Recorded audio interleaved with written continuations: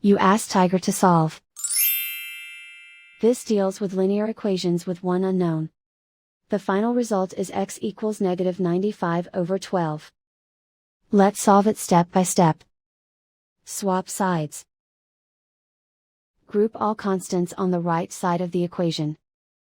Add 11/4 to both sides. Combine the fractions. Combine the numerators. Reduce the zero numerator. Simplify the arithmetic. Find the lowest common denominator. Multiply the denominators. Multiply the numerators. Combine the fractions.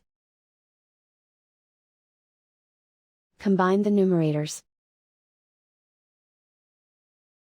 And so the final result is x equals -95/12.